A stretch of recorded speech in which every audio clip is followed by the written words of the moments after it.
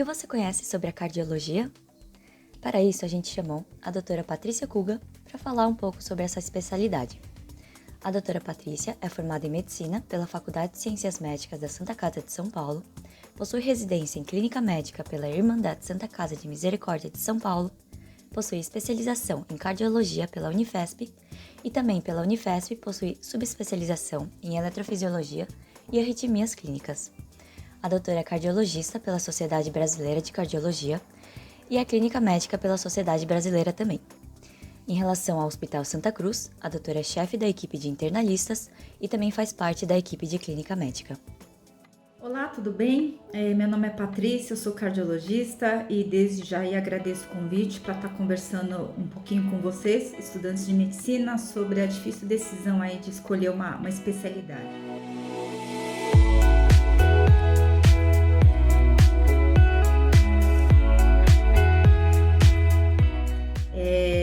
Eu fiz faculdade de medicina na Santa Casa de São Paulo, assim como muitos de vocês. Já no terceiro e no quarto ano de medicina, eu tive que trabalhar um pouco para ajudar a pagar a mensalidade. Eu fui dar aula de DST e HIV em escolas públicas e particulares à noite, depois da faculdade. Na sequência, eu vendi uma coleção de livros. E aí, com a piora do trânsito, com a piora da violência nas escolas, eu fui dar aula de Química e Biologia no quinto e sexto ano de medicina. Eu dava aula para supletivos noturnos. Fiz residência de clínica médica por 2 anos na Santa Casa de São Paulo e na sequência eu fui para a Unifesp, onde fiz cardiologia por mais 2 anos e arritmia e eletrofisiologia por mais 3 anos, ou seja, quase uma faculdade de medicina. Para mim foi muito importante sempre estar dentro de hospital-escola.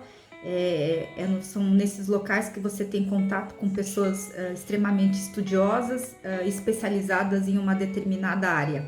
Então, na Unifesp a gente tem ambulatório de insuficiência coronariana, de miocárdio, de lípides, de aorta, de transplante cardíaco, e aí você tem contato com as pessoas que estudam muito desse determinado assunto. Então, ao meu ver, isso já é muito rico. A gente também tinha muita reunião científica, tínhamos reuniões para discussão de artigos, a gente participava ativamente aí, dos congressos paulista e brasileiro de cardiologia, do Congresso Brasileiro de Arritmia, americano de arritmia, mandávamos bastante trabalho, posters, escrevíamos capítulos de livro, eu dava aula também para os estudantes de medicina da Unifesp, enfim, foi uma época realmente muito produtiva da parte científica. E uma dica que eu dou para vocês é para estar aproveitando bastante essa época, porque depois que a gente cai para a vida profissional, realmente essa parte científica, ela cai muito.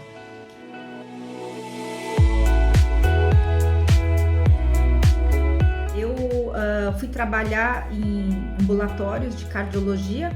Eu fazia aqueles atendimentos que a gente não gosta, são muito rápidos, e depois eu migrei para o consultório particular, que aí sim é um lugar onde você trabalha da forma que você gosta, com intervalo de consultas que você gosta, e é muito bacana hoje eu ter vários pacientes que eu acompanho há algumas décadas, e às vezes até vários membros da mesma família.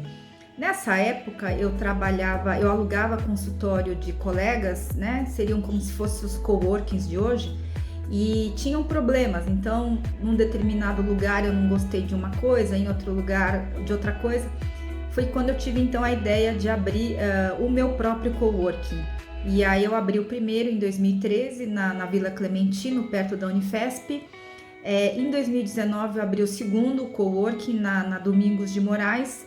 Eles estão com taxa de ocupação altas e eu tenho planos aí que está expandido aí para uma terceira unidade. Também como cardiologista trabalhei por mais de 10 anos numa enfermaria de um hospital onde eu fazia atendimento de cardiologia. Trabalhei também por muitos anos em UTIs coronarianas, que eu fazia atendimento então dos pacientes com patologia predominantemente cardiológica. Trabalhei por muitos anos também no CDB, eu fazia lá tilt test, fazia laudo de Holter. Então esse é um dos aspectos bem legais da cardiologia, por você conseguir atuar em várias frentes, Então, se você gosta do atendimento do paciente, você pode trabalhar em pronto-socorro de emergência cardiológica, em UTI de cardiologia ou no próprio consultório. Se você já não gosta dessa proximidade com o paciente, você pode focar mais em parte de laboratório, que seria fazer ecocardiograma, ressonância e tomografia, por exemplo. Se você gosta da parte invasiva, hoje você pode fazer a parte de hemodinâmica, cateterismo, a parte de arritmia, eletrofisiologia, a parte invasiva. Então, realmente, a cardiologia, ela dá essa gama de possibilidades aí de trabalho.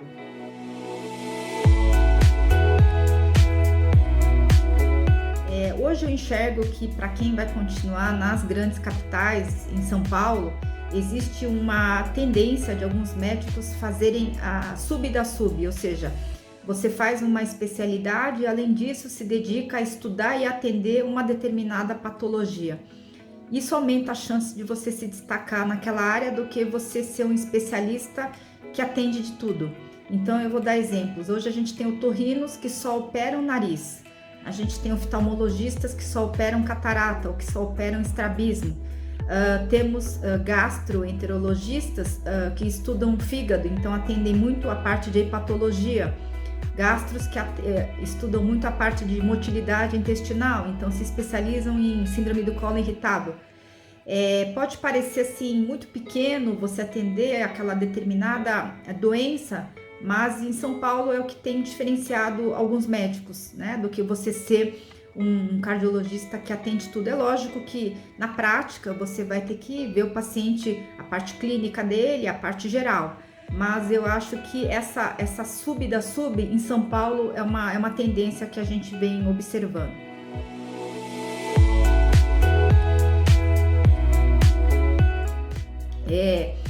Na cardiologia, em particular, a gente tem as áreas já definidas há muitos anos, né? Que no caso tem a área da ecocardiografia, tem a área da cardiologia pediátrica, né? Quem faz cardiologia pediátrica pode também fazer a parte de hemodinâmica e intervenção em cardiologia pediátrica. A parte de hemodinâmica, então, tem experimentado um desenvolvimento e mudanças impressionantes. Então, antigamente a gente estava muito focado nessa parte de tratamento do infarto, da insuficiência coronariana, dos novos stents que surgiram. Hoje a gente faz tratamento até de doenças valvares por cateterismo, que é no caso a mais tradicional, a estenose aórtica, a gente faz a TAV, que é a substituição da válvula aórtica por uma prótese via catéter, ou seja, aquele paciente que até então precisava de uma cirurgia cardíaca, abrir o peito, hoje ele consegue fazer esse procedimento via cateterismo. Conseguimos fazer oclusão de apêndice atrial com prótese também para diminuir o risco de AVC no paciente que não pode ser anticoagulado. A parte de marca-passo e desfibrilador que também tem se desenvolvido muito. A gente tem até para cirurgia cardíaca, cirurgia robótica também, né, que são cirurgias menos invasivas. Ainda na parte de cardiologia, a parte de medicamento também, quer dizer, vem evoluindo muito no tratamento aí de todas as patologias e a gente tem conseguido uma melhora de sobrevida impressionante para as doenças cardíacas. Enfim, acho que a cardiologia é uma área que conseguiu aproveitar muito da inovação tecnológica para melhorar muitos materiais e o resultado dos tratamentos, né? A parte de ablação de arritmias, por exemplo, antigamente usávamos só a radiofrequência. Hoje você faz a crioablação, né, que é a ablação por redução da temperatura do tecido no local. A gente tem aumentado muito a taxa de sucesso para tratamento de várias arritmias, como por exemplo a fibrilação atrial, né? Na época que eu fiz a arritmia, a gente estava ainda numa era de aprendizado, ainda numa curva de melhora de resultados. Então, realmente assim, a cardiologia muda muito rapidamente, tanto por conta do desenvolvimento de novos medicamentos, como por conta da tecnologia também. A gente vai ter um próximo encontro aí, e aí eu espero poder ajudar vocês, enfim, tirar algumas dúvidas, e no que eu puder ajudar, eu vou estar à disposição. E mais uma vez aí agradeço o convite. Até lá!